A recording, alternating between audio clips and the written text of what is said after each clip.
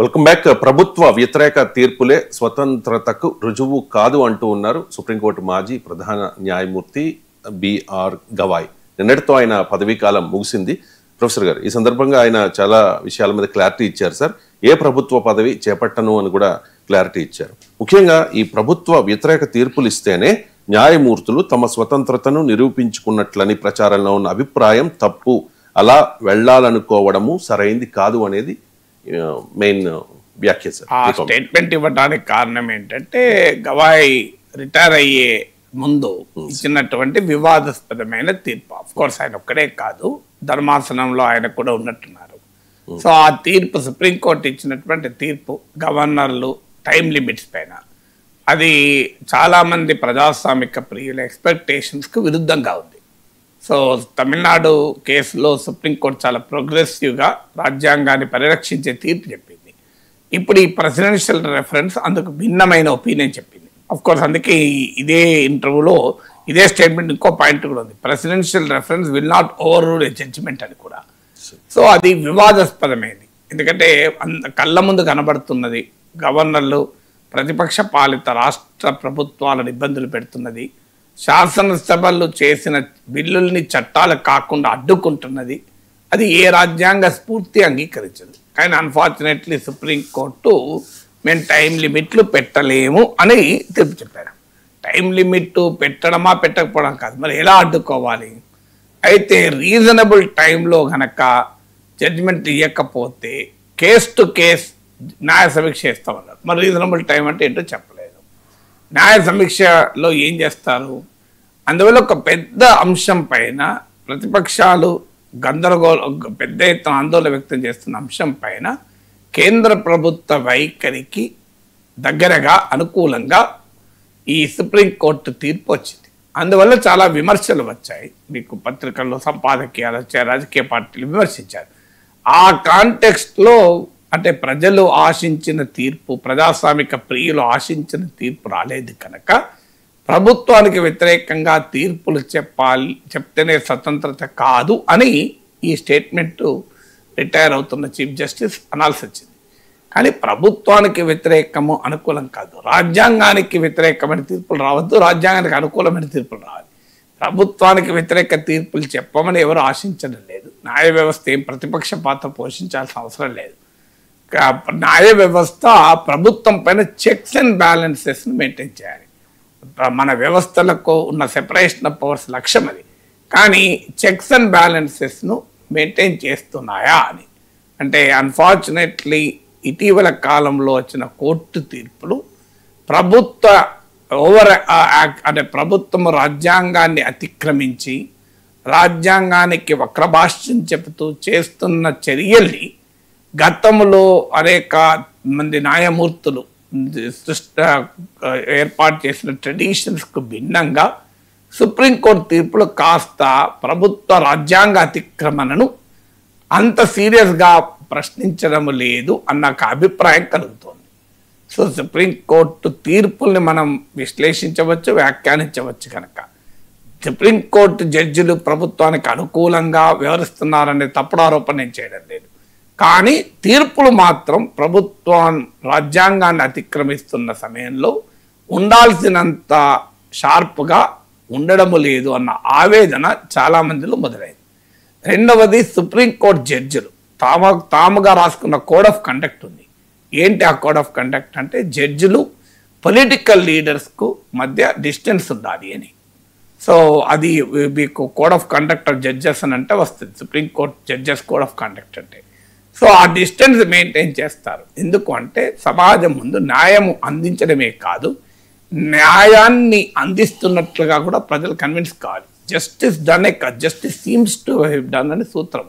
కానీ ఇటీవల కాలంలో వివిధ సందర్భాల్లో సుప్రీంకోర్టు జడ్జిలు, హైకోర్టు జడ్జిలు కూడా రూలింగ్ ఎస్టాబ్లిష్మెంట్ను సంతృప్తి పరిచే రీతిలో వ్యాఖ్యానిస్తున్నారు. మీకు డివై చంద్రచూడ్ ఇంటికి ప్రైమ్ మినిస్టర్ మోడీ వెళ్తే వివాదమైంది. అదన్నా పోనీ యొక్క సోషల్ ఫంక్షన్కు వెళ్ళడం తప్పేంటి అని సమర్థించుకోవచ్చు. కానీ ప్రైమ్ మినిస్టర్ సమక్షంలో జడ్జిలు ప్రధానమంత్రిని పొగడము గతంలో ఈ దూరం లేదు. మీకు రాజకీయ అభిప్రాయాలుంటే జడ్జిగా రాజీనామా చేసి ఆ పార్టీలో చేరి నాయకుడు కావచ్చు, తప్పలేదు. కానీ ఒక జడ్జి బహిరంగంగా ఒక రాజకీయ నాయకుడు ఈవెన్ ప్రధానమంత్రి అయినా పొగుడుతూ మాట్లాడితే న్యాయ వ్యవస్థ స్వయం ప్రతిపత్తి పైన అనుమానాలు వస్తాయి ప్రజలకు. అది క్రెడిబిలిటీ ఆఫ్ ది ఇన్స్టిట్యూషన్ దెబ్బతీస్తుంది. అభిప్రాయాలు ఉండకూడదు నేను అంటలేదు. జడ్జి కూడా ఒక ఓటర్, జడ్జి కూడా ఏదో ఒక పార్టీకి ఓటేయాల్సిందే, తప్పేమీ లేదు. అభిప్రాయాలు ఉండడం తప్పు కాదు. కానీ ఆ అభిప్రాయాల్ని బహిరంగంగా ప్రధానమంత్రి సమక్షంలో వ్యక్తీకరించడం వల్ల ఒక తప్పుడు సంకేతం ప్రజలకు వెళ్తుంది. ఇటీవల కాలంలో ఈ ధోరణి పెరిగింది. మూడవది, ఈరోజు అధికారంలో ఉన్న ఆర్ఎస్ఎస్ ప్రేరణతో పనిచేసే బీజేపీకి ఐడియాలజికల్ అనుకూలంగా, అంటే సంఘ్ పరివార్ ఐడియాలజికల్ ఎజెండాకు అనుకూలంగా జడ్జిలు తీర్పులు చెప్తున్నారు, వ్యాఖ్యలు చేస్తున్నారు. చాలా సందర్భాల్లో ఇది వివాదాలు కూడా అవుతున్నాయి. బహిరంగంగానే రూలింగ్ ఐడియాలజికల్ డిస్పెన్సేషన్కు, అంటే అధికార సైద్ధాంతిక భావజాలానికి అనుకూలంగా కొంతమంది జడ్జిలు మాట్లాడడము, తీర్పులు చెప్పడము, వ్యవహరించడము, ఇవన్నీ కనబడుతున్నాయి. ఇది మూడో ఫ్యాక్టర్. నాలుగో ఫ్యాక్టర్ ఏంటంటే పోస్ట్ రిటైర్మెంట్ పదవులు. ఇది అరుణ్ జైట్లీ లా మినిస్టర్గా ఉన్నప్పుడు చెప్పాడు, నాది లా మినిస్ట్రీ కన్నా ఎక్కువ ఎంప్లాయ్మెంట్ మినిస్ట్రీ అయిపోయింది అన్నాడు. ఏంటి అంటే జడ్జిలు రిటైర్ అయ్యాక పదవుల కోసం తిరుగుతూ ఉంటారు. లా మినిస్టర్ విదేశీ పర్యటన పోయి విమానాశ్రయానికి వస్తే వెళ్ళి రిసీవ్ చేసుకున్న జడ్జిలు కూడా ఉన్నారు. సో ఇది చాలా ఆందోళనకరం. జస్టిస్ రంజన్ గొగోయ్, అంత సుప్రీంకోర్టు చీఫ్ జస్టిస్, బయటికి వచ్చి చీఫ్ జస్టిస్ పైన ప్రెస్ కాన్ఫరెన్స్ పెట్టి జడ్జిలో ఒకరు ఏం చేశాడు, అయిపోయిన మరుక్షణమే మీకు వెళ్ళి ప్రభుత్వ అనుకూల తీర్పులు ఇచ్చాడన్న ఆరోపణ ఎదుర్కొని తర్వాత రాజ్యసభ సభ్యుడయ్యాడు. రాజ్యసభ సభ్యుడైపోయి న్యాయ వ్యవస్థ కొరకు రాజ్యాంగం కొరకు పనిచేశాడా? మీకు పార్లమెంట్లో ఇంతవరకు రంజన్ గొగోయ్ ఇచ్చిన ప్రసంగమే లేదు. సుప్రీంకోర్టు చీఫ్ జస్టిస్గా పనిచేసిన వ్యక్తి రాజ్యసభలో ఖాళీ కూర్చోవడానికి వెళ్ళారా? అంటే మీకు కేవలం ఒక అలంకారప్రాయమైన పదవి కొరకు పోవడమే కదా. నిజంగానే మీరు రాజ్యసభకి వెళ్ళి రాజ్యాంగ పరిరక్షణ కొరకు నిలబడంటే తప్పలేదు. కానీ ఏమీ మాట్లాడకుండా 5 ఏళ్ళు 6 ఏళ్ళు ఉంటే ఏం లాభం దానివల్ల?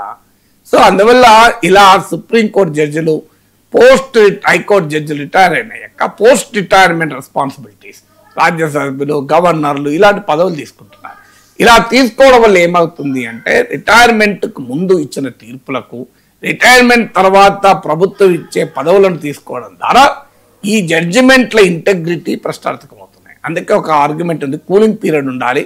ఒక జడ్జి రిటైర్ అనక 5 ఏళ్ల దాకా ఏ పదవి తీసుకోవద్దని. అందుకే ఆ కాంటెక్స్ట్లోనే జస్టిస్ గవాయ్ తాను ఏ పదవి తీసుకోను అని కూడా స్టేట్మెంట్ ఇవ్వాల్సి వచ్చింది.